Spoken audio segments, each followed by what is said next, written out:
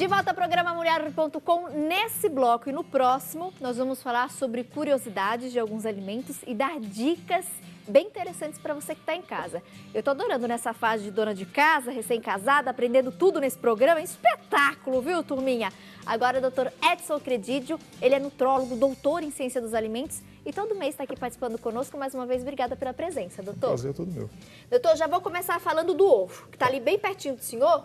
Muita gente fica preocupada. Tati, posso comer ovo todo dia? Muito ovo faz mal. Inclusive, algumas mães entraram em contato porque os filhos estão comendo bastante ovo para ganhar músculo, para ficar forte na academia. Tem alguma contraindicação? Tem algum cuidado que a gente tem que ter com o ovo nosso de cada dia, doutor? Então, o ovo ele tem alto teor biológico da proteína. Então, é uma proteína que ela, se a pessoa utilizar, por exemplo, uma dieta vegetariana e comer ovo, ela está nutrida, não vai faltar nada. Então, é um superalimento, né? Então, o ovo, o que nós temos que fazer é utilizar, por exemplo, quem está fazendo um fisiculturismo, uma musculação, ele pode ingerir mais ovos enquanto treina. Parou de treinar, porque ele está queimando, ele está necessitando de um aporte proteico, né? Mas ele parando de treinar, ele tem que diminuir a quantidade. E aí a dúvida da maioria das telespectadoras, doutora, é justamente em relação à quantidade e ao consumo diário. Pode comer ovo todo dia ou não? E quem come ovo todo dia, por exemplo, esses atletas, né? A gente vê às vezes alguns casos que a pessoa consome de 6 a 8 ovos por dia. Isso pode trazer algum prejuízo para a saúde ou não? Olha, para o atleta, para a pessoa que tem um gasto muito grande de caloria, de nutrientes, ele precisa de um aporte. Por exemplo, um indivíduo que treina uma musculação pesada, ele vai gastar umas 300 calorias por hora. Se ele treina para campeonato umas 10 horas, ele vai ter que ingerir só de gasto 3.000 calorias. Não é muito, é um atleta, né? E não só isso, quem faz artes marciais, quem faz maratona, triatlon, se não fizer uma reposição do que está queimando, ele vai ficar doente.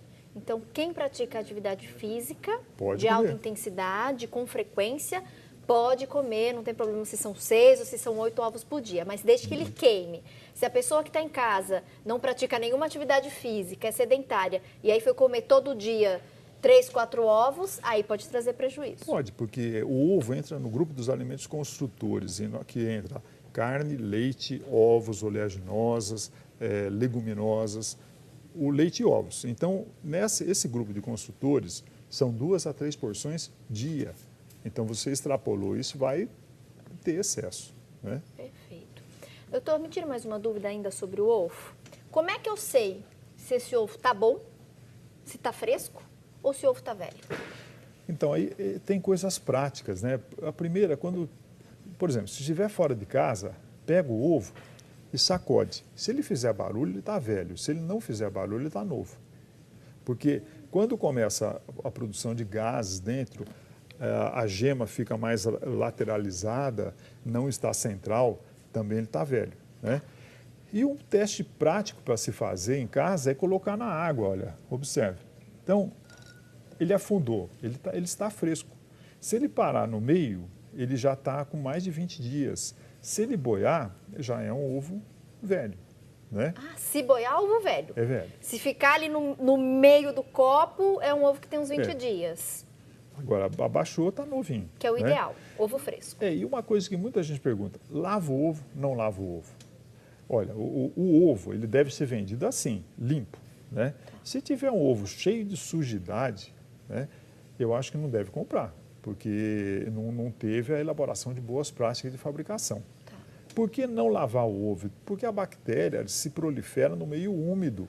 Então, se deixar o ovo com umidade, a bactéria, inclusive se tiver uma salmonela que está exteriorizada, está na casca, não está dentro, se lavar, ela vai facilitar a penetração do ovo, né, no ovo pela bactéria. Então, evitar lavar. Não lavar.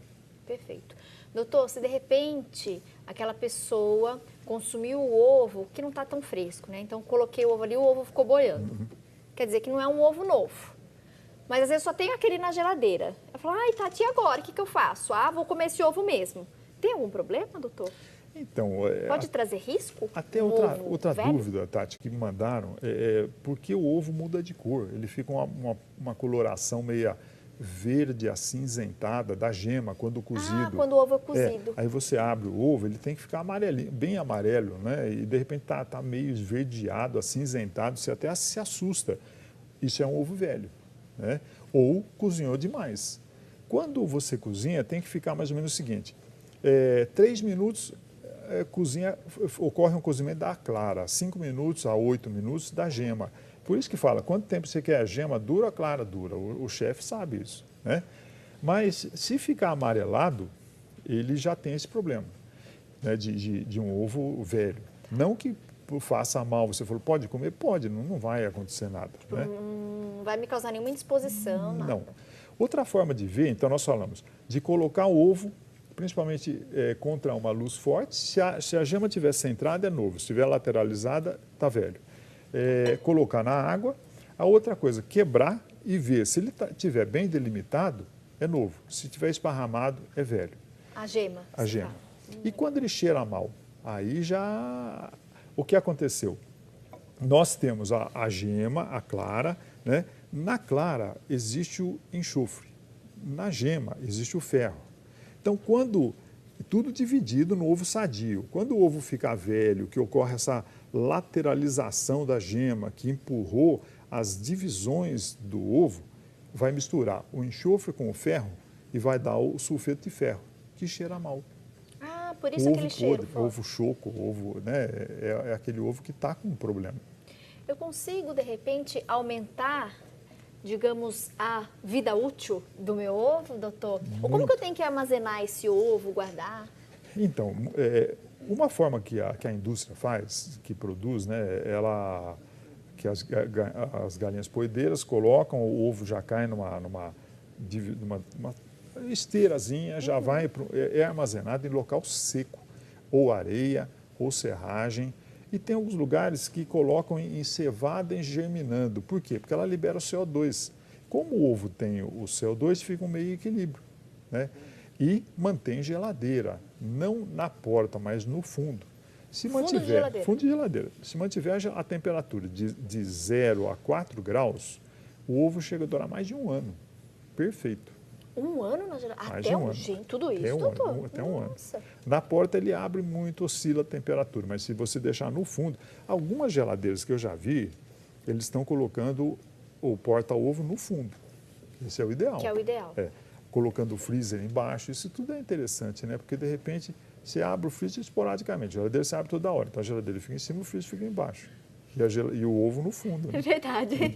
Gente, eu vou fazer um intervalo rapidinho, mas o doutor Edson pediu continuar conosco, porque a gente vai falar sobre outros alimentos, inclusive alguns deles já estão aqui, ó, separados. Tem tapioca, tem azeite, tem uva e tem muito mais. Fique ligada e acompanhe as próximas orientações. Intervalo rapidinho.